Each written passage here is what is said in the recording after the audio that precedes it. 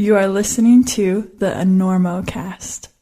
So on each episode, I try to say something ridiculous to keep you listening to and considering the commercials on the Enormocast. For example, I might blithely mention that Hazel Findlay once brewed a cup of tea in her Black Diamond Mojo chalk bag, using only herbs that she foraged from RP seams while on lead during the first female ascent of Once Upon a Time in the Southwest.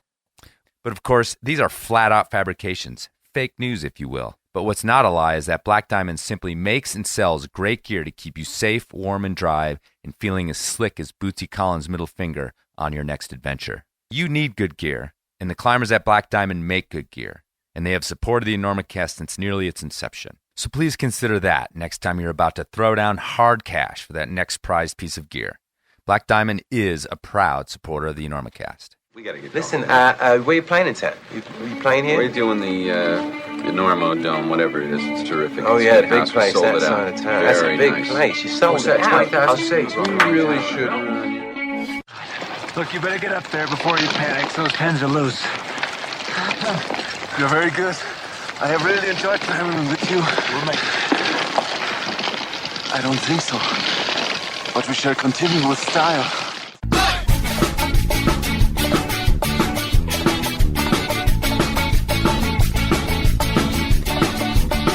Good weather, bad weather. Now or later, anytime for climbing. Today's show is brought to you by Black Diamond Equipment, with support from Maxim Ropes. And the fine folks at La Sportiva. And don't forget our charter sponsor, Bonfire Coffee. Go to bonfirecoffee.com and enter Enorma at checkout for a discount on great coffee and to support the Enormocast. And now back to the show.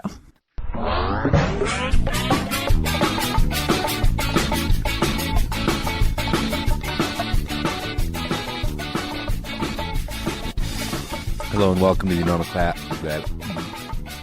Yeah. Hello and welcome to the Enormocast. This is your host, Chris Kalous. It is September 19th, about 10:15 here in Colorado. That's the PM. It's almost always the PM when I do these things. This is episode 137 of the Enormocast, a conversation with boulderer and secret trad climber, Carlo Traversi. Carlo Denali Traversi, for those of you paying attention. And I don't have much news to tell you. You know, I'm just sitting here late night, talking into a microphone. The Enormo baby's sleeping. Baby mama's sleeping. I have to wait till late at night because it's still embarrassing to be sitting here talking to this kind of imaginary audience, you guys out there. And so I don't like to have anybody around. Plus, obviously, I don't like to have background noise either. But I've been thinking about this Facebook post that I saw. Somebody had mentioned how they like listening to the old episodes because it kind of revealed how bored and tired I sound now compared to back then. And, it was funny because it was true. Not that I'm bored, but boy, sometimes when I do these things, I am tired. I've been hanging out with the Enormo baby all damn day. Putting that together, gets home, we get the house cleaned up, get him to bed. You know, I've got some other work that I do to try to make ends meet, and then I make the Enormocast. I will take issue with the comment that I sound bored. I am not bored with the Enormocast. This thing continues to surprise me with its reach, with the positive sort of energy it gets.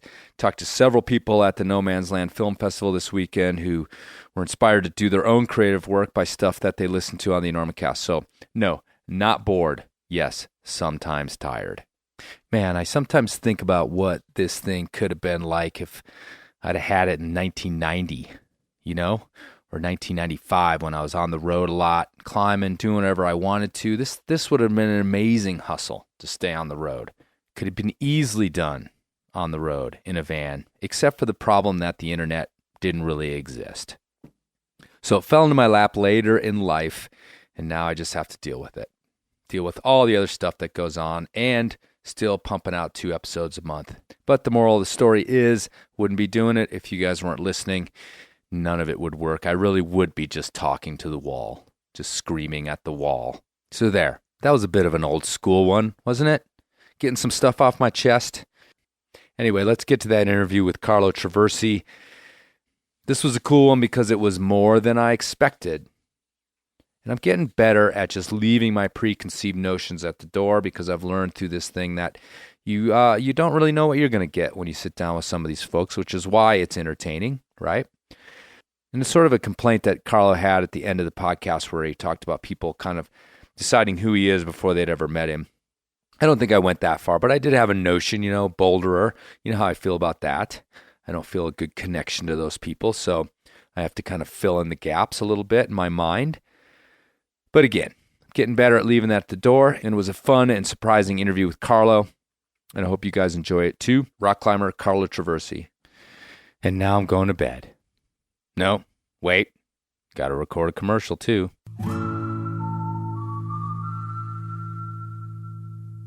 To quote old headless Ned Stark, winter is coming, and you know what that means. Yes, it's time to unblock the number of that buddy who was still calling you to climb ice in June last summer and give in to your desire to scream and barf at the same time. Yes, ice climbing season is upon us, and though your fingers are destined to be both frozen and burning at the same time, your feet don't have to suffer so. Sportiva has a full line of big mountain boots, technical ice climbing boots, and boots that do nearly everything you'd want in the cold, cold mountains, short of apologizing for carrying you up there in the first place. So, if you must bash your feet against ice and snow, then check out Sportiva.com or your nearest high-end outdoor retailer for ridiculously well-made mountain boots, including such legends as the Spantic and the Trango Cube GTX. And remember, when you support Sportiva, you support the Enormocast.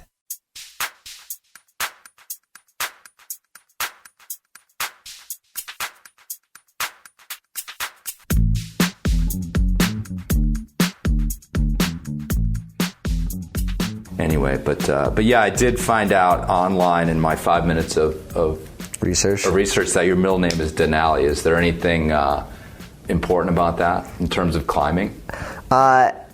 Not necessarily important. Mm-hmm. My parents lived in Alaska for 2.5, 3 years before I was born. Uh-huh. And my dad was really into mountaineering, not because he did any mountaineering, but he was just inspired by mountaineers and being at the base of the Alaska Range, living in Anchorage and whatnot. They were just inspired by it, and so. For whatever reason, they decided that should be my middle name. And it's kind of funny because, I don't know. I didn't really know much. I didn't really know anything of it, obviously, like as a kid. But by them giving me the name Denali, I became interested in the mountain and in Alaska, and eventually started reading a lot of the old mountaineering books that my dad had about the mountain and about specific ascents of the mountain. One of the books that I remember most was Minus 148, which is it was the first winter ascent of Denali. What was the guy's name? Art Davidson. Oh, Art Davidson. Yeah. Sorry, I was thinking there's another dude that did a bunch of winter stuff up there. But anyway, go ahead. Yeah, so the book was about, and I think I read, the book was about the first winter ascent of Denali or whatever, and it was, temperatures reached negative 148 while they were on the ascent. And I did a book report on that book in 3rd grade. And this was before I was a climber. I grew up in Northern California, and I was into more traditional sports as a kid. I was half decent at most traditional sports and whatnot, so I didn't have a reason to really stray from that. But I always kind of liked that extreme mountain idea, and I think once you read enough of those books, you kind of start to get an understanding of the culture. You start to get inspired by it, and I think even from an early age, I kind of had that drive to be in the mountains and to climb the highest things that were around or whatnot, to kind of see what was out there and things. And was your dad encouraging to this kind of, or were you guys outdoors people at all? We went camping and stuff like that. We weren't not outdoors people. I wouldn't say we were super outdoorsy. We didn't go on crazy trips and stuff. my parents were they liked to go backpacking and we did stuff like that, but it wasn't a ton of it, I would say. But as I progressed through school and whatnot and got into high school, the individual sports started to become more appealing to me. Team sports, I was always got really bummed out by getting let down by like teammates and whatnot in other sports, or even just having to deal with weird team environments and stuff like that. And I just wasn't as into it. And a friend took me climbing, and I feel like that history of reading mountaineering books and then finally going climbing, it all kind of clicked at one point. And I was just like, well, I really like this for all these other reasons, not just for the activity.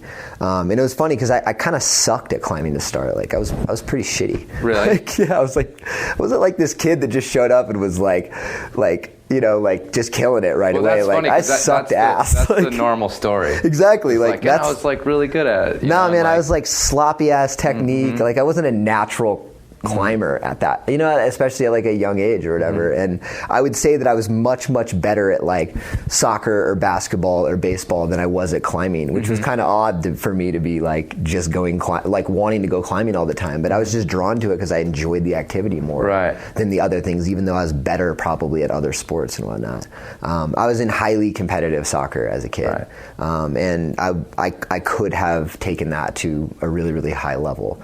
Had the potential to, but like I said, like I didn't like the politics of team sports, and climbing just resonated better with me in that way because I think of reading all those books when I was a kid. So, well, yeah, and there's a common kind of thread as I've done a lot of these but more a little bit towards my generation of the person who was drawn to climbing actually, had the same feelings about these team sports or these ideas, but oftentimes they also weren't very good at them, and they found themselves to be good at climbing. So it's interesting to hear, the opposite, where you were actually a really good athlete in these other sports and found yourself kind of a bumbler on the climbing. But maybe the type of athleticism was kind of misinforming you about how to work your body in that environment. Yeah, and that was definitely true. I think I approached it, with a strength aspect and tried to pull my way to the top, and that ultimately wasn't the easiest way to do it. And it took me a long time to learn the techniques to be a better climber and whatnot. But I mean, from day one, I was just obsessed, and I think obsession will lead you, if you're decently athletic, to be able to adjust and get better at climbing because of that. So, I mean, it wasn't like I didn't progress quickly, but compared to kids nowadays, like it was a pretty slow progression. Like it wasn't like right away or anything like that. But it was enough of this thing that you it just couldn't get enough for me, of that. Like you could handle like kind of not being great at it out of the gates. Because I could see someone who was like, again, if you were really excellent at your other sports or at soccer and expected those kind of maybe even accolades or whatnot, it might shut somebody down to not. And I know it does. I mean, I know it does for people where if they're not good at something, some people can just shy away from it and stay in their comfort zones. So. Totally. But it just pulled you in. Yeah, and it was weird. Like, it wasn't, I don't remember thinking that like, because it's challenging, I want to do this.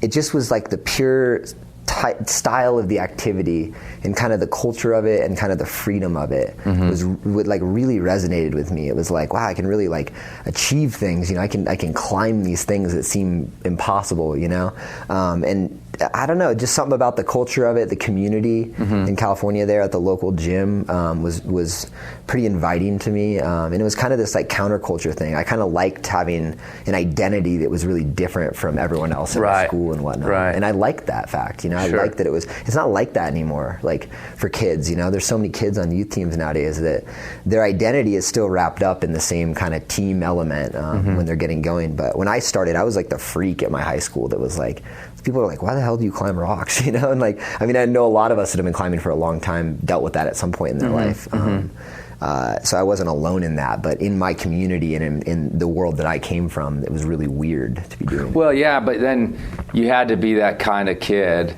You did. Who was like, you almost could probably create this thing about like, well, make fun of me all you want or think I'm weird, but you don't know. You don't know. And that's, I mean, because like, I just right off the top of my head, like, think about Colin Haley, who was, climbing up in the Northwest. He said the same thing. He would come back on the weekends, after weekends of climbing, and he was climbing, these big, burly, like, endurance things, and then show up at 7:30 or 8 o'clock in the morning at high school and just be like, what did you guys do this weekend? Like hang out and listen to music or whatever, Exactly. But how old are you? 29. I just turned 29 last week. Actually. So it's funny that you say that, that it's changed, because I think you're at an age of, that was the cusp of all this as well. And maybe in another part of the country or wherever, those teams and things were already cranking up. True. But it's it's kind of like, it seems like that age might have been, when that stuff wasn't quite here, but it was really just on the horizon. Yeah, it was like maybe the last generation that experienced that to some degree. And who was, when you said there was like a community at the gym, who were some of your cohorts? Was there anybody else that's come off to continue climbing and climb with you, or is it mostly that you've moved away and moved on? I've moved out of there, but and haven't been in Santa Rosa or whatever for a number of years, probably 11 years now. But I go back and visit and whatnot. But one of the first people that I started climbing with was Kevin Jorgensen, right? And he's one of the first people that I looked up to at the local gym or whatever. I remember seeing him climbing at the gym in the first few months that I was climbing and whatnot. And I wouldn't say that he was necessarily like a coach or a mentor or something like that, but he was someone that climbed in the gym that was really good. That we as I was growing up, it was kind of like, oh, he's the good climber at the gym, and someone that you kind of like, right? You kind of followed his trajectory in a way. So when you say that you were kind of crummy at start, and then progressed pretty quickly, and that was due to being able to climb in the gym, for sure. Or was there another path? Was there other ways to kind of get better? And the other question, I guess, is, did you just throw yourself at it, or did you have an idea of like, this is what I suck at and this is what I have to get better at, or were you just like taking it all in?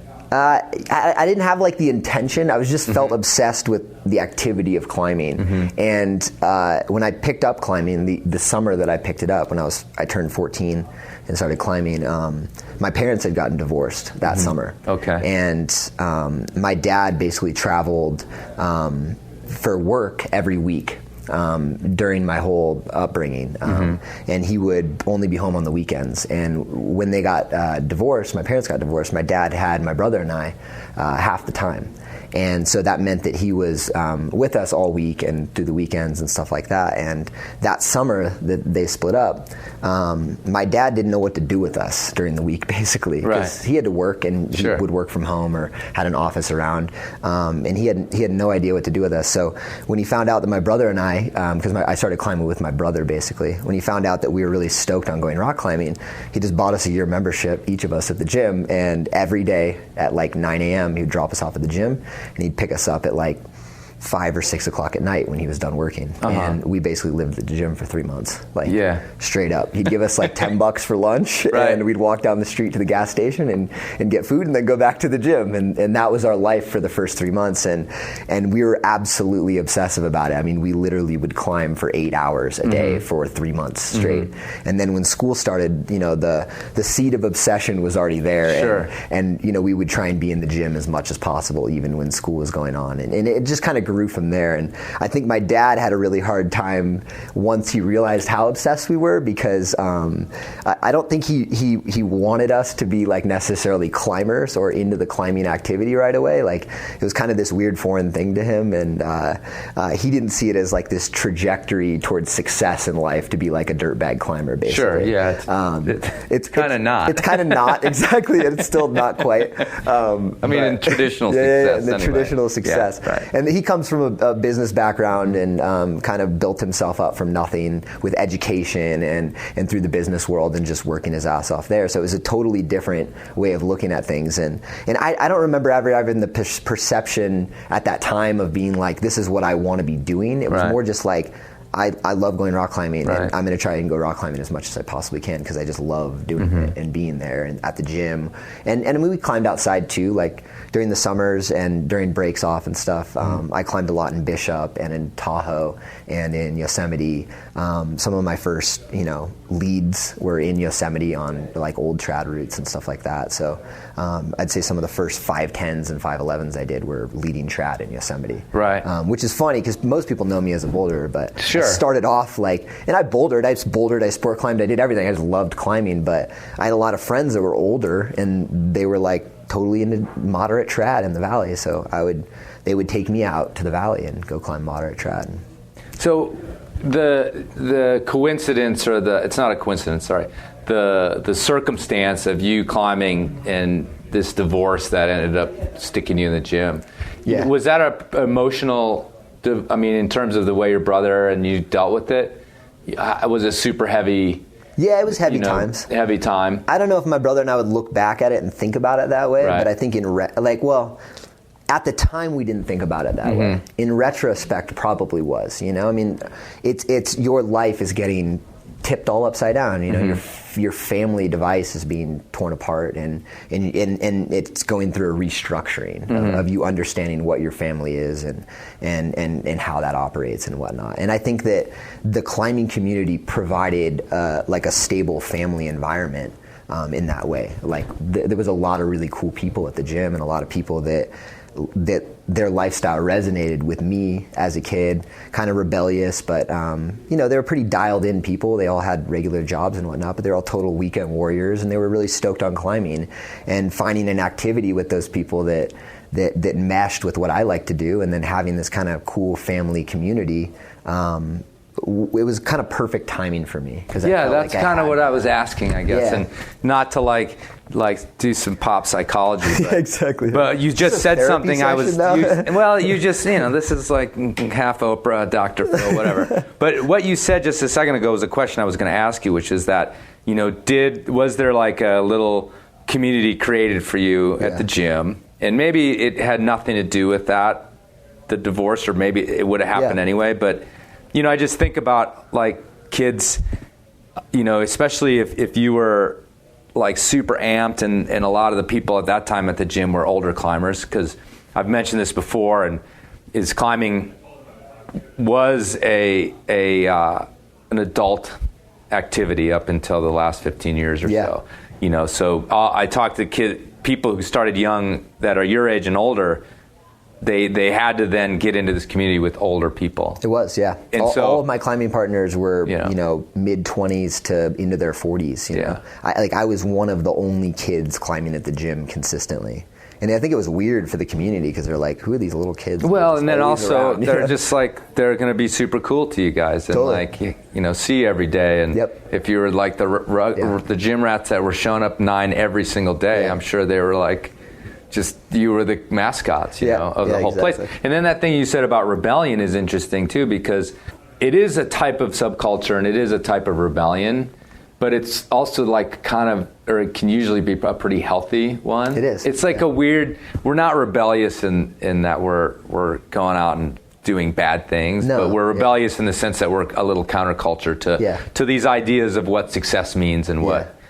So it's like you got just the right taste of rebellion. Yeah. If you'd walked past the gym and gone in the alley, you might have gotten a different type of rebellion that could have taken you a completely different direction. Yeah, it was like rebellious in a positive way. Yeah. Which I think was really cool. Right. So it was a good way to. Yeah, it does seem like the nexus of those two things happening might have been really important in retrospect. It was really important for my development as a person too.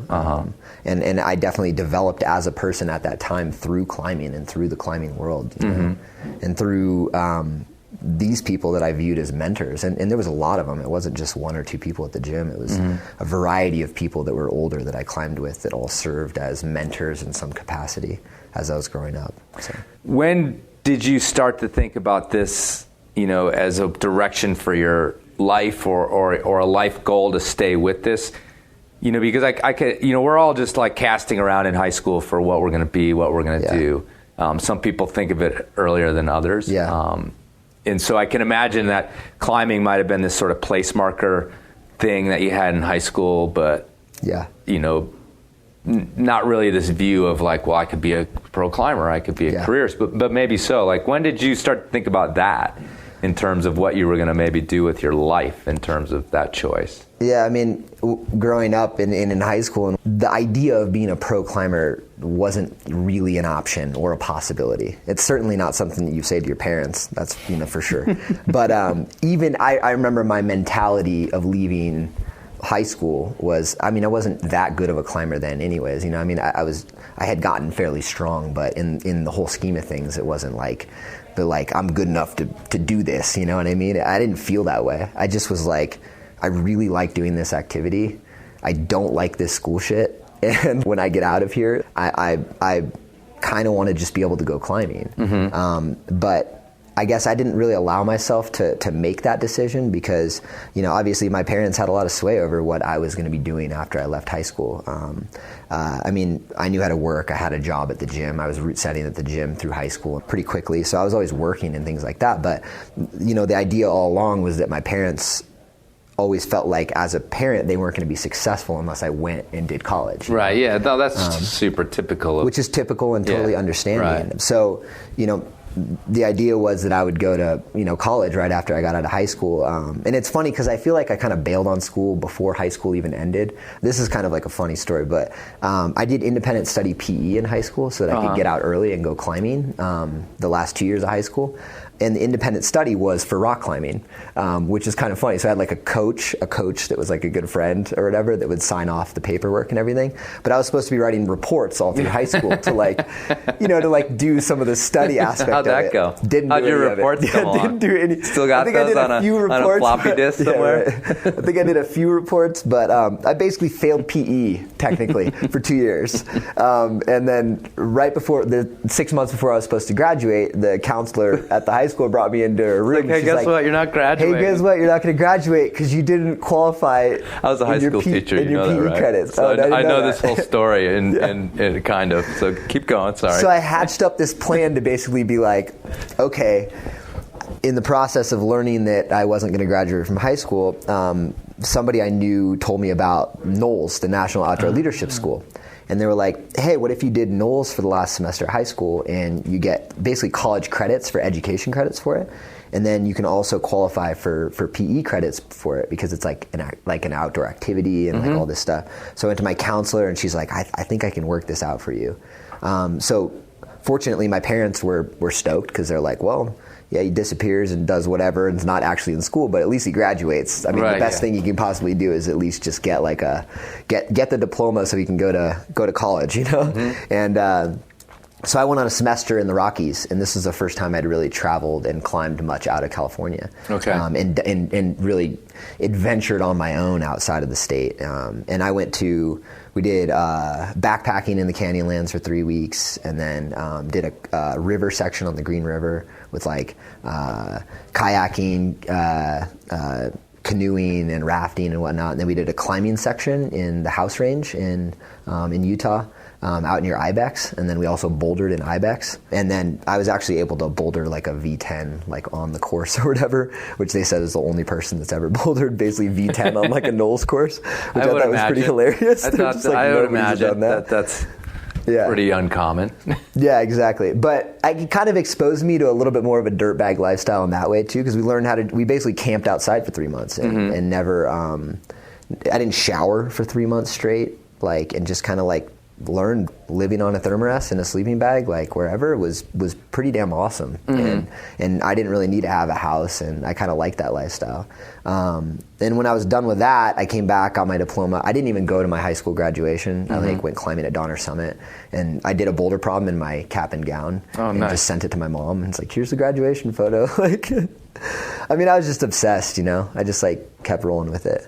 But following that, I went to Boulder for college. Okay. I got into CU. Okay. And I went there for a year, and I wouldn't say I failed out, but I basically wasn't going to class at all. As you can imagine, someone that hasn't climbed much out of California and was obsessed with climbing, and being sunk into the Boulder climbing scene or whatever. I just went climbing a shit ton, and I bailed on school after the first year, and that was a really hard decision for me because my parents had been supporting me to be able to go to college and whatnot, and paying for that and paying for living expenses so I didn't have to work and stuff. Right. And the deal was that if I kept going to college, that support system was still there.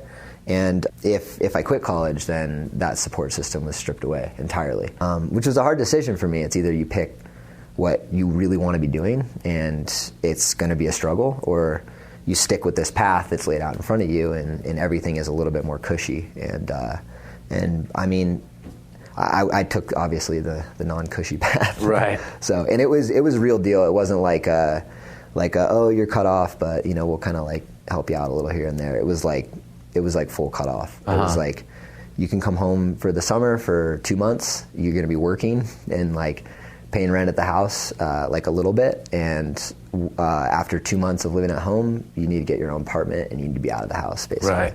So I wasn't welcome back home in the same way. And I think that having that was basically like, I'm on my own here, you know, like this isn't, I need to figure out my own thing and do my own stuff. Who were you living with primarily when you were in high school? For the high school days? I switched off between my mom and my dad's house. So a week at my mom's, week at my dad's. So it's like half and half. Half and half. So nobody had sort of, because a lot of times one parent ends up being the kind of the school parent. Yeah. But it was sort of a mix. It was a mix. And so were your folks pretty united in the go to college plan? Yep. And pretty united in the disappointment of you not going to college? Yeah, absolutely. I mean, the minute I quit college, they were really upset, and I think they thought by cutting that support off and me struggling to survive that it would drive me back in. Sure. And I've still only done 1 year of college. Okay, but in terms of them being like disappointed or whatever, was it like fireworks, like you're dead to me, we're done with you, or just basically like, we think you're making a terrible decision, and guess what, we're gonna, if you're gonna make the decision, you're making it, and we're gonna help you along by. They've always been there in terms of emotional support. Okay, good. That's kind of what I was asking. It wasn't like they ripped the rug out entirely from under me. It was more the financial rug, but not an emotional rug. But I mean, they've never. It's time to go. For early years, they were never really that stoked on me being a climber, anyways. I mean, they supported certain aspects of it. Like if I went to competitions and stuff, they could understand that structure of things. But just going out dirtbag climbing. And like just living out in the dirt and spending my time in these climbing areas just seemed like a completely ridiculous waste of time and life to them. Sure. And they just didn't understand that, at least right away. And I think it took them a really long time to understand that this was something that I really enjoyed doing. This is what I was passionate about, and that had to be okay at some point, and it took a long time. I mean, it was only a few years ago that my mom stopped asking me like, when are you gonna like finally get your shit together and start doing something, which sucks when you like really feel like you're being successful in a sport, especially when I started getting sponsors and things like that, and I felt like I was being somewhat successful, you know what I mean? But then your parents are still just like, when are you going to quit this bullshit and get your stuff together, Right. It's not it's kind of like to go to law school or whatever. Exactly, yeah. Well, it isn't, but it isn't, yeah. So when you're cut out, you're on your own. Yeah. And did you stay in Boulder? I went back to. You went back. I went back to a couple months. For a couple months. Yeah. I put an ad on Craigslist that said basically $20. I'll do any sort of like manual labor you want me to do. So I'd go weed back people's yards. I help them move. I would do I'd dig ditches, paint houses, do all sorts of shit until I saved up enough money to basically drive back out to Colorado and keep climbing. I was just psyched on the climbing in Colorado. It was kind of the cutting edge of bouldering at the time, and I was really getting into bouldering and bouldering hard. I was climbing with the crew of people out there that were really into bouldering, and that's kind of the crew that I resonated with. And so for me, it was like, as soon as I could get back out there and continue the work that I had done, the climbing work that I had done while I was in college, the better. So I ended up, I saved up as much money as I could, did a bunch of odd jobs, and moved back out there. But moving back out there wasn't like, hey, you're going to get a apartment or something like that. It was like I had just enough money to basically. My brother and I got in the car with like $1,000 each, and we lived in the car, both of us, in a Honda CR-V in Estes Park for about 3 months one summer, climbing in Rocky every day. And I mean, eating literally. we bought like 5 dozen eggs at Costco, and they just sat in the back of the car for like the whole summer, you know, like just in the back, you know. It's like, who knows if some of these are going to be a little cooked by the time we get back to the car or whatever. We'd have a bunch of ramen, and we just dirt bagged it. We just lived out of the back of the car, you know, and like kind of moved parking lots around to make sure that we weren't getting caught, you know, and like dealing with law enforcement and stuff like that. Is he older or younger? He's 2 years younger. Okay. So, which you can imagine a 16-year-old kid with an 18-year-old kid living out of a car and has to spark, you know, just like, my parents, I feel like at that point had kind of just been like, whatever, at That's least. awesome, like, actually. I mean, it was cool that they let us do that for the time being, but I don't know if they knew exactly what the reality of the situation was, but they just let you take your brother out. Yeah, he did for the whole summer. Yeah. And then he went back to school? And then he went back to high school, like, after that, so. Man, he must have some great stories to tell when he got home. Oh yeah, had some good stories for sure. We had a lot of good times for sure on the road and traveling and meeting a ton of cool people and just connecting with the climbing community. Right. And that was the family, you know. It was like who you met at the crag or at the boulders and stuff like that. So.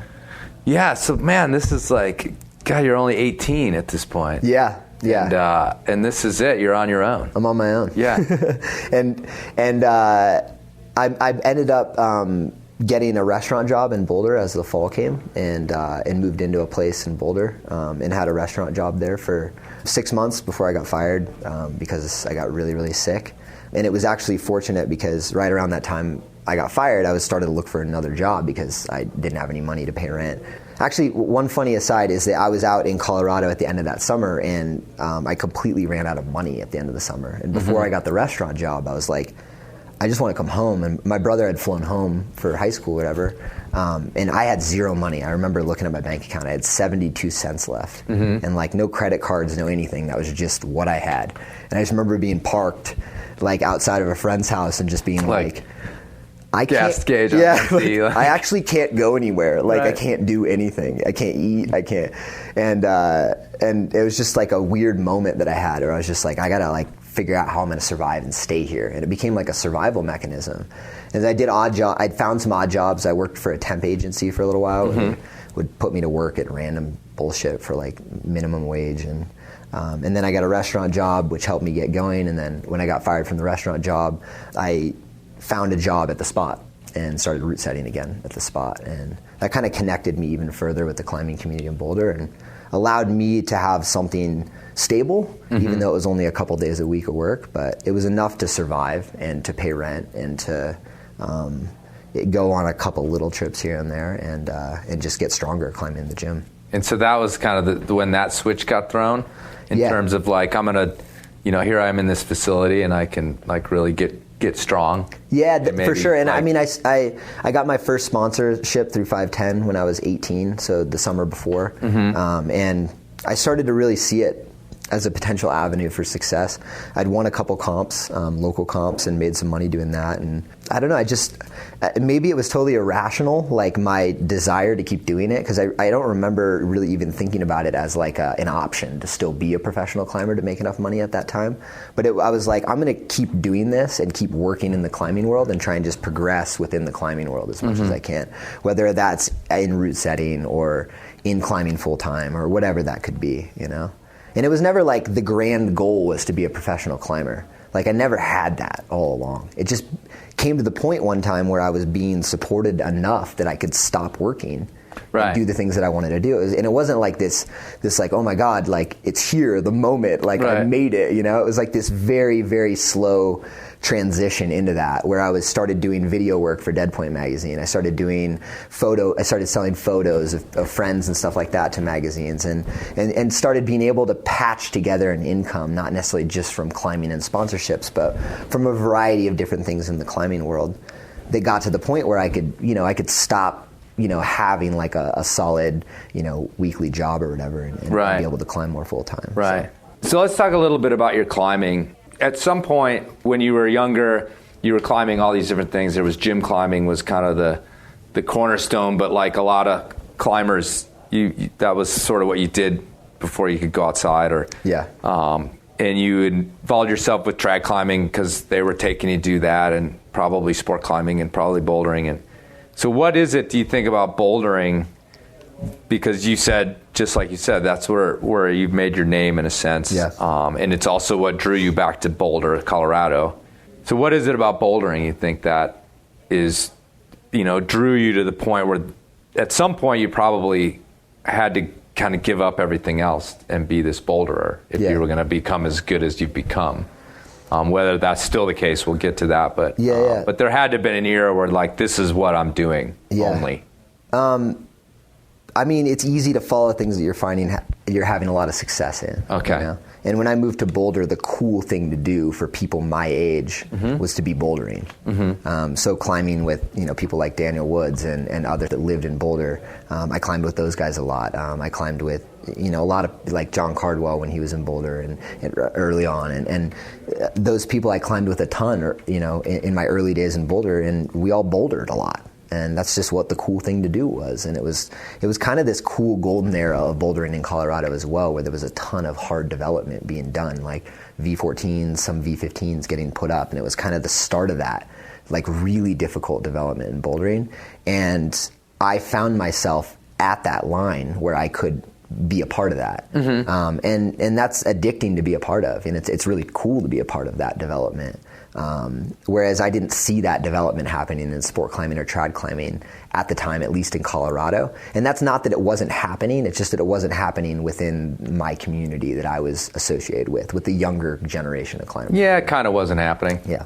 Maybe not even happening. Yeah. I mean, it's always happening in terms of progression, but But you're right. You hit that sweet spot, particularly of the climbing in the park, and there was no like brand new sport climbing area that someone just found, or brand new wall of like 500 sweet cracks that somebody just found. Exactly. So the trad climbing, it's always been developing, but you hit this moment of that kind of finding, and there's going to be someone who bouldered there in like 1991 that said, we found it, but totally. I'm saying like it became a place to go and to develop. It was a feverish pace of development at that time. Yeah, it wasn't that it was new, it's just that that was the time, it was the golden age of development within it. It wasn't like, these are like totally new areas that we're finding, but we had the capability and the strength to make massive, leaps in progression in bouldering within those zones. And Colorado has really good hard bouldering. I mean, it doesn't even have that good of moderate bouldering. Like, I'd say the best bouldering you can do in Colorado is typically on the harder end of the scale, like V10 and up.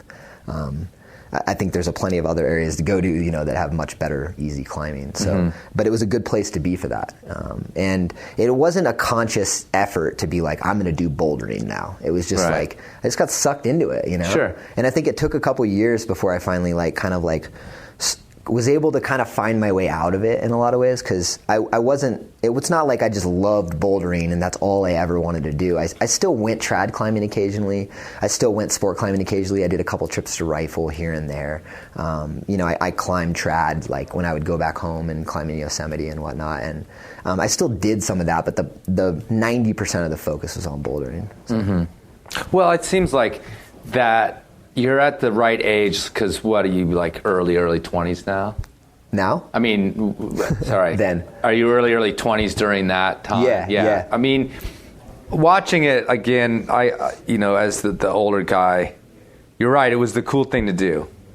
And which basically, that just automatically like leaves people like me out of it in a lot of ways. I know what you mean. Yeah. So, but as someone who's observed it and watched it change so much, because what bouldering meant, in my 20s to what it means now is it's a completely different sport. Yeah. To watch it change, and I could just see how that type of social situation too, the kind of the competitiveness that's in it, I think, for better and worse, but would really appeal to like a 20, a guy that you would have been in college if you'd have gone to college. Yeah. And you'd have been finding it in probably sports and things and like within college. But talking to you and listening to the fact that you started when you were 18, or like when you moved to Boulder, you're 18, and how you got sucked into it. It's like, I can really see how it's very appealing to a certain type of, 20 something, because you've got your, it's a lot of social time that bouldering is, you know, it's not this up in the wind in your hair, alone on the wall, even if you're climbing with a partner, you're apart most of the day. which is something no one ever kind of gets. But you're really not together very often. Yeah. And the bouldering thing is like a very social thing, and the social thing at the cliff or at the boulder would probably extend into hanging out at night or in Boulder and things like that. Yeah, and at that age, you really, really crave those social environments. You know, you're still figuring out who you are as a person, and you're still, just kind of understanding the world and whatnot. And having that social environment is important for development and whatnot in some ways. So what is it about those zones? Because we're really talking about the various places. Yeah. In the park. And then also probably was Mount Evans in that area in this kind of era as well. Same era, yeah. And so is it just that you've got those high boulders that are weathered and bullet, and so and cockeyed, so they're steep? Yeah, basically. Because there's a physical element or a geological element to why there's so much hard climbing in those areas. Yeah, I mean, if we're talking just about the park, it's a complete anomaly, Chaos Canyon, because it is filled with just thousands of boulders, and all the rock in that canyon is essentially bullet, and there's not a ton of boulders with like massive features on it, but everything is pretty featured. So that lends itself to a lot of lines and a lot of hard lines, because you've got a lot of small in-cut holds or smaller holds, and most things have features on it. So you've got a ton of potential for climbing. It's not like you walk into a giant granite zone or whatever. This has got a bunch of blank faces everywhere. It's like the underside of all the roofs have holds on it. Like the sides of everything have little holds, but they're not big holds. They're not like these huge chicken heads that you might find in Rocklands, because Rocklands is filled with rock, but most of it is actually too juggy to actually be fun to climb on, because there's these giant chicken heads everywhere. So the park was this perfect blend of having featured rock, a lot of it, really high quality, and most of the holds are small. So, and that's why it was conducive to hard bouldering. Okay. And it's probably one of the most conducive places to hard bouldering in the entire world for those types of lines. Right.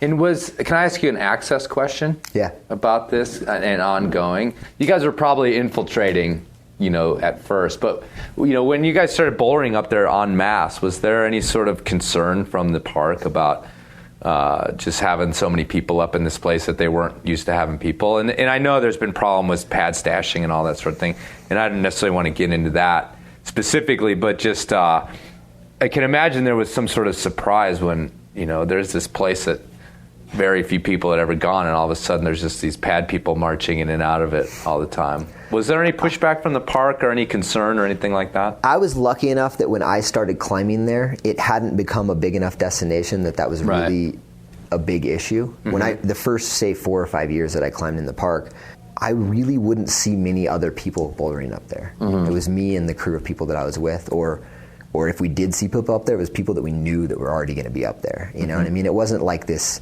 free-for-all like it is now. There was no guidebook. If you didn't know where to go and where the problems were, you weren't going to be able to get up there and do anything. So yeah, because it's just a jumbled field of... It's just a massive field of boulders. You don't know where anything is. Right. There's no real trails up there or anything like that, so it's completely wild. So early on, that wasn't really a concern, because we didn't really feel like there were very many people up there, We were just like, why should we be concerned about this? We're the only people doing anything. And I mean, that's changed over the years, the last decade or so since I started climbing up there. It's changed. And I was gone for a few years, so I didn't climb up there for a few years because I was traveling internationally and going to other areas. And the guidebook came out, and now there's a lot more people up there. So we are more concerned about the access now than we were in the past. There wasn't much concern then about what was going on. We knew it was an accepted use of the space.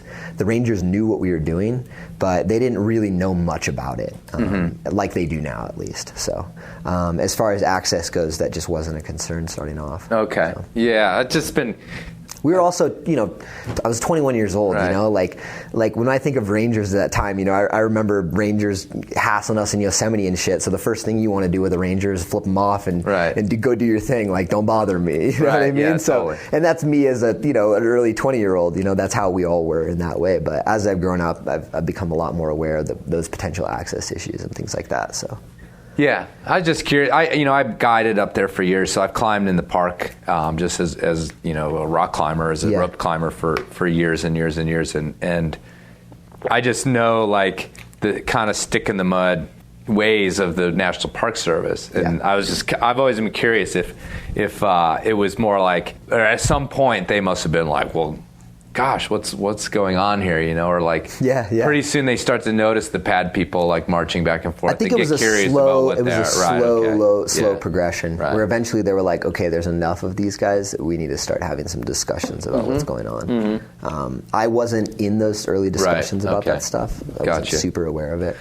Right on. I am more tapped in now, which is nice. So. Right. Yeah. Okay. Well, that's cool. As a non-boulderer, as people who are out there listening too, as to why that place suddenly, it's all we kind of hear about in hard bouldering, in the U.S. Seeing as, I mean, it's also, Waco had its day, and these places all have their day. So it's curious that it has to work out geologically. Geologically, it has to work out. It's really rare to find problems that are consistently that hard. Yeah, that you don't just rip the holds off. Or whatever, exactly. Or they're not, or they're smooth, because granite obviously can be terribly smooth, like Yosemite. Yeah, exactly. If you have a 45-degree boulder in Yosemite, there's probably not a problem on it. Probably not, because there's nothing there. Right, yeah. So cool. So let's you've expanded since then, because I know you've been coming over and climbing at the Fortresses, just in my neighborhood. Yeah. And the bouldering is definitely the first thing that I think career-wise people think of, but you've continued to climb on a rope. Yeah. And sport climbing seems to be sort of back in your wheelhouse. Yeah. In terms of rope climbing. Yeah, for sure. I mean, sport climbing's back in the wheelhouse for sure. I love roping up. I love sport climbing. Even more so, I love going trad climbing. And I think that I reached a point in, I think it was like right around 2012, 2013, where I had my best year in bouldering, where I was able to do multiple V15s and a handful of V14s in one season, which at the time was a big deal to do that much hard climbing in one season. And it still is like a big deal to do that, although people are climbing like slightly harder now. But I reached this moment where I felt like I had reached the capability in bouldering that I could project pretty much any established boulders in the world, and with the right amount of time, which wasn't a huge window of time, probably do them. And that's not trying to be cocky. It was just like I felt confident in my own abilities at that time, but I didn't really see the point of continuing to just chase these boulder problems around the world. The experience of going bouldering and projecting a boulder problem and projecting these individual moves, these really, really hard moves, it just didn't inspire me as much as it originally did when I started bouldering really, really hard.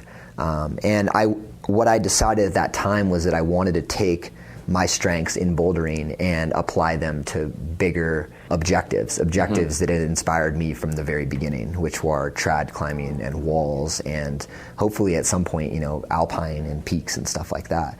And that's kind of where I've transitioned, or been working on transitioning into now. And sport climbing is a part of that. I want to take the bouldering strength and apply it to sport climbing, but also take those sport climbing abilities and transfer them into hard trad and walls and things like that, because I feel like that those are the zones that have the most room for progression right now. For you? For me. Right. And I think in the sport even. I think that, we're seeing progression in sport climbing, and I think there's plenty of room for progression there too. But there's not that much room for progression in bouldering, in my opinion. Right. And that's my opinion. That can be argued to the death with a lot of people. But I just didn't see it at the time, and I still don't see it, that there's a ton of room for progression with the current capabilities of humans, Without some evolution. Without some evolution, or it's really slow. The right people with the right abilities, or maybe new shoe technology, or who knows. The other thing is it's really, really, really, really rare to find a problem that is perfectly possible, but hard enough that it's at that next level. No, and that's a concept that I've tried to explain to people, but it's a really tricky one. Yeah. Because it goes for hard sport climbing as well. Totally. Like a stretch of rock that's not too hard, but it's also not too easy. Yeah. Becomes just more and more rare until people start manufacturing them, which is still mostly taboo in both the sports. Yeah. Yeah, it's just right. There's like it's just, and for me it was like, do I want and the right person has to know where it is and find it. Totally, and project totally. it. And for me it was like, do I want to spend the rest of my climbing career and potentially life searching for a 10-foot tall boulder that progresses the sport, or do I want to 18 or whatever it is? Yeah. Like, do I want to spend that time finding that little thing out there? Or do I want to apply these strengths that I have right now and these abilities to walls that I already know exist with a shit ton of potential for progression? Because places like Yosemite and in the Alps even, and in the High Sierra and stuff like that, I think there's a ton of possibilities for pairing hard bouldering with these walls to progress that sport. Whether you go to Pakistan, whether you go to Patagonia or whatever, and I hope to progress to the point where I can make a progression in those styles of climbing with the capabilities that I have. Yeah. What kind of steps have you made towards that so far? Right now, trad climbing a lot more and doing more big wall stuff. I climbed the north face of the Eiger a couple of years ago. Right. Via a sport route. It wasn't like it was in the summer. We weren't ice climbing or anything like that. That was a good learning progression for me. It wasn't physically super hard, but the logistics of it and the environment are something you got to get used to. Like 25 pitches or something like that. And just a variety of different zones. I've been trad climbing a ton on the Diamond, just getting used to the alpine environment and getting my systems in order and figuring out how light I can take it and getting more comfortable climbing further and further above gear and cracks and whatnot. And I've been climbing in Yosemite a ton. The last 3 or 4 years I've been climbing in Yosemite 3 months out of the year. Usually October, November, December, pretty much of the last 3-4 years now. And there I've been working on, I've been meaning to get on some walls, some bigger walls, to try and free climb El Cap, but I could never really find partners to line up with the time that I was there. And it's hard to find partners for that type of stuff. I mean, if you're really looking to free climb that shit, you got to have some dedicated partners, and that can be really rare to find. So in the process of looking for that, I started trying Meltdown about 3 years ago, and I've put a ton of work into that. And 2 years ago, I was able to top rope it clean. That's the Beth Rodden route, right? The Beth Rodden route, yeah. Yeah, how sick is that? It's she amazing. did that. Yeah, it's that long ago. It continually blows my mind. That's awesome. That she pulled that thing off. Not that Beth isn't like an absolutely amazing climber, but I think it is one of the greatest achievements of the early 2000s in rock climbing, and I think that a lot of people don't think about it that way. Well, she was under Tommy's shadow a bit, a little bit, yeah. And so I think that people, maybe not even consciously, but kind of like assumed it had something to do with that. Yeah. You know what I mean? Yeah. Like, unfortunately for her, because it's an individual achievement that she did, and the fact that it's unrepeated, right? Unrepeated, yeah. It's an astounding thing that it definitely went a little under the radar. It did. And I mean, it was on the cover of magazines, and it was a Real Rock piece about it, but people don't still have that in their perception thinking about it. And it's been almost 10 years now, I think, so since like she did it. 14C or something? Yeah, exactly. Yeah. And it's really fucking hard. It's heinous. It's no joke. It took me 2 years to stand on the footholds, to just stand on the feet. Right. And the other misperception about it is that people think that it was a finger size thing. Like, the only reason she did it is because she has small fingers. Yeah. And that could not be more wrong. Really? In terms of this route. The crack is too thin for anyone. That's what I had always thought. And it's offset. You're face climbing the crack. It's a seam. Yeah, right. The crack is there for placing protection. The climbing is mostly on this offset crimper of the crack the whole way. There's a couple jams here and there, but it's really good climbing. It's really delicate climbing. It requires really hard bouldering. It requires a good head. You got to be really good at placing gear. I mean, there's a lot of things that go into it. I would like to say that I would have finished it by now, but unfortunately the weather has been crap the last year, and it's been wet pretty much since the time that I was trying to lead it until now.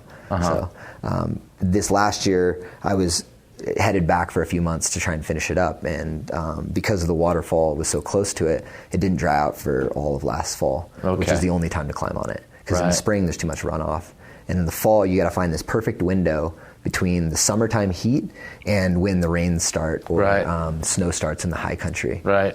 So you need the waterfall to be dried up, but you need to be cold enough to actually be able to stick to the wall, which is a strange thing. So there's only really a window of a couple weeks in the fall that it can actually be doable, unless you have a really, really dry winter, which wasn't the case last year. But I also started trying Magic. I tried Magic Line this last year instead, and got really close to that thing as well. So I have those things to focus on right now in terms of progressing my trad abilities and whatnot, and getting my head in order and understanding what it's like to climb on that kind of rock. But once those are complete, I do look forward to kind of moving more into the walls. And what you said about finding partners, it made me think about the fact that, you had this cohort, for a decade almost, and you are moving to this new thing and not necessarily being able to kind of move into it with any of those folks. Yeah. Because they would have to have a very specific and similar goal in climbing that you have. Yeah, so all my friends are not interested, basically. Right. Yeah. Which is strange. I was just thinking, I mean, it's cool in a way because now I'm exposed to a whole different community that I can get to know or whatever. But starting off with that, it's hard. Yeah, it's like making friends in a new school, Right. Like, it's essentially what you're doing. It's like, which can be really difficult. And as I've gotten older, I think I have a harder time doing that, Like, I don't, being highlighted as an athlete and having people know you without knowing them has been a really odd concept for me to understand and to comprehend personally, because I feel like people are able to make judgments about you without actually meeting you. And that's been hard for me to understand and to kind of take in and be okay with. And it makes me a little bit more shy than I think I would normally be, because when I meet people, I don't know what their perception of me is before having even met them. And I feel like it can kind of set you up unfairly in your first interactions with people, because you don't know what that perception is. Like, I don't know what you've heard about me or what you've read about me or seen seen a video of me somewhere that maybe gave you the wrong impression of who I am, And it's been hard for me to understand that. So and kind of take that in and deal with it sometimes. And it makes it harder for me to go out and like make friends and be like as open in the climbing world, I think. I don't know if it's true or not, but I've always felt the same thing from the other direction. I mentioned it earlier that, like, well, because bouldering was a cool thing to do, like, it had nothing to do with me. Yeah. I was more talking about, the typical age thing. Like, the 35 or 40-year-old guy is not, like, there with his hat on sideways. Or if he is, he looks like a fucking idiot. Headphones, no shirt at the bouldering patch. Not that I just insulted a bunch of 40-year-old boulderers. Apologize. But I sometimes do feel like there is like a perceived gap in the ethos of like what that scene is like. Pretty overtly competitive. Like, wall climbing, all that stuff's competitive, but it's always been less like more one-upsmanship, kind of little bit competitive, not like in your face kind of thing. Totally. Have you felt that? Is that the judgment you're getting at all from people? Like, oh, you were one of those loudmouth boulders, like, or whatever. I haven't gotten that from like I mean, people have mostly been like receptive, Like, a lot of people kind of are just like, I don't like, they don't really believe that you're committed to sticking with it. I get it. Yeah, okay. I'm not going climbing on El Cap to like prove something, Or I'm not going to try these trad lines to prove something about myself, I'm here because like it's something different and I like it. I like doing something different, and like I have fun with that kind of challenge or whatever. And like, I'm not spraying about that shit. I'm not spraying about going and trying those things. I think most people probably don't even know that I've tried those routes, Right.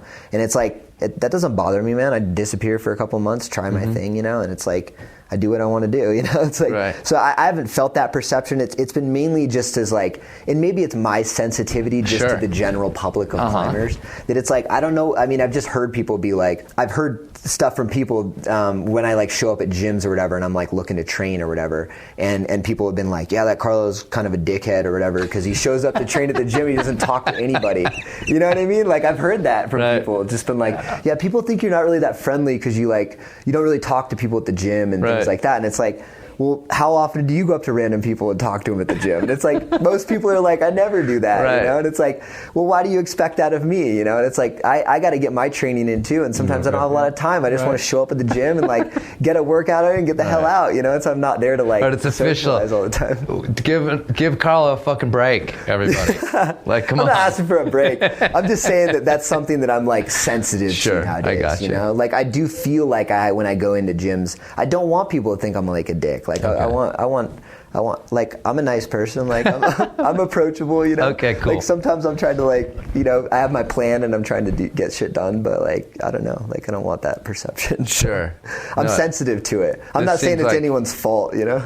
I'm not complaining about it, you know. No. I mean? I'm just saying I'm sensitive to it. Yeah. And I don't think that side of a known climber's, you know, perception of things is explained sometimes, because I know a lot of friends of mine or whatever too, or other, you know, people that are known in the climbing world have felt that way as well, and I don't think people see that as much. Oh, sure. So, no. I mean, I understand it because we do have a celebrity culture in climbing, mm-hmm.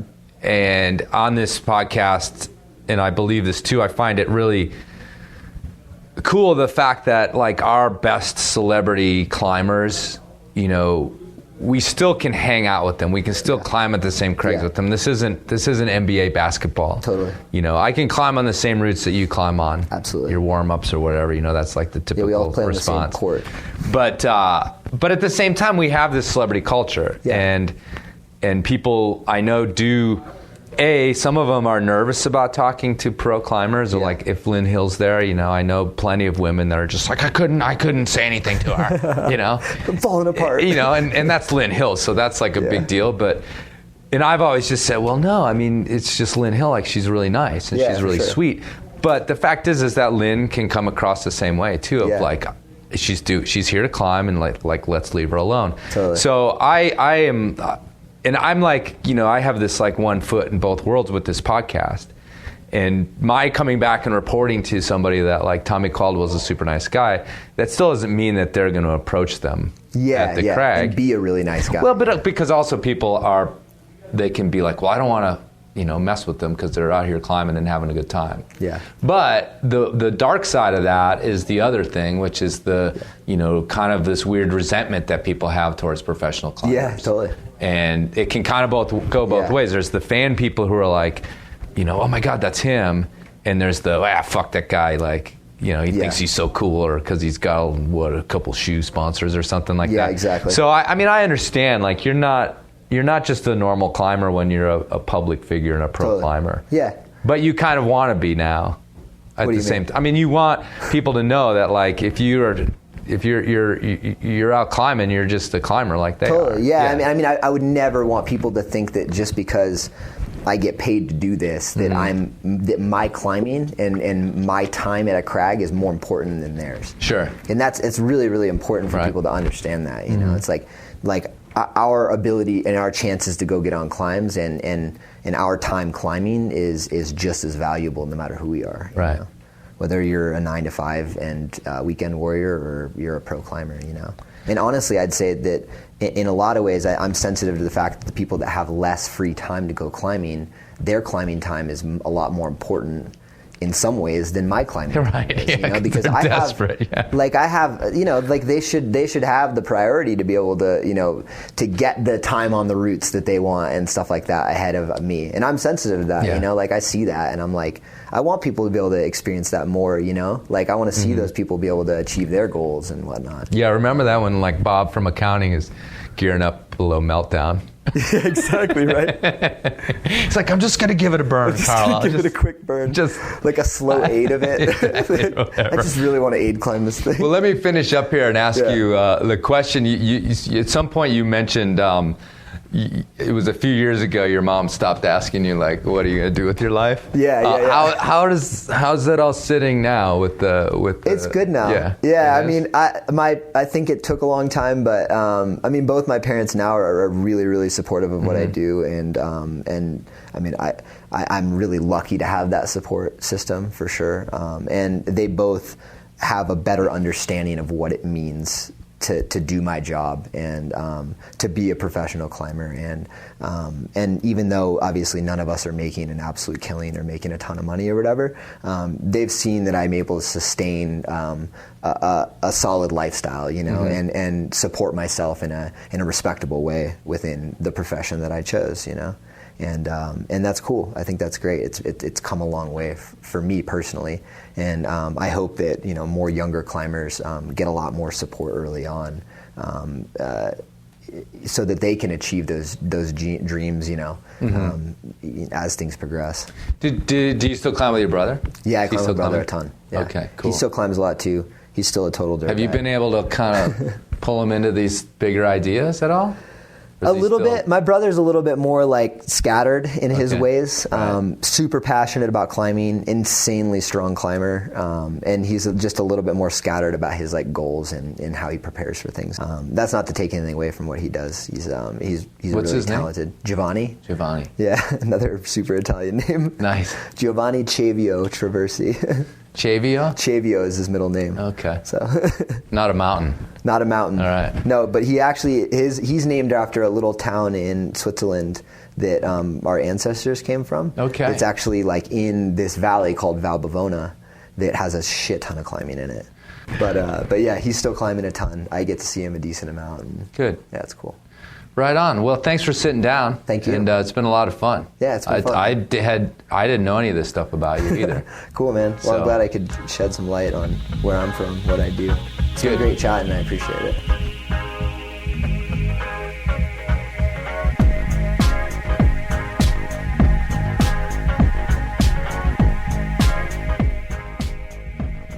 All right, folks, how about that?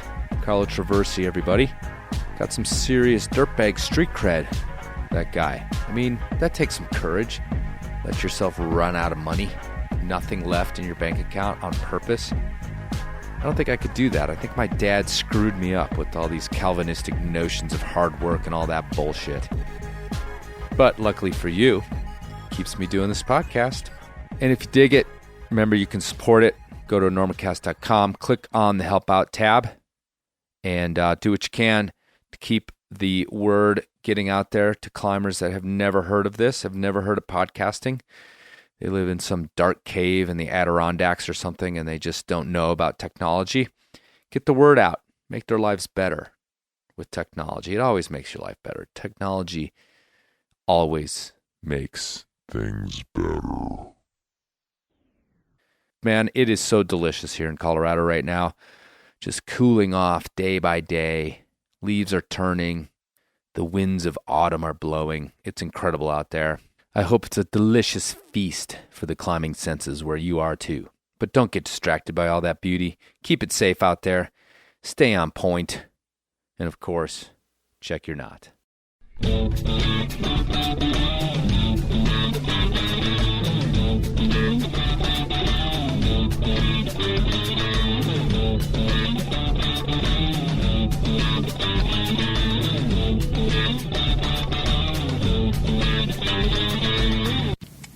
There's a lot of things about me you don't know anything about, Daddy. Things you wouldn't understand. Things you couldn't understand. Things you shouldn't understand. I don't understand.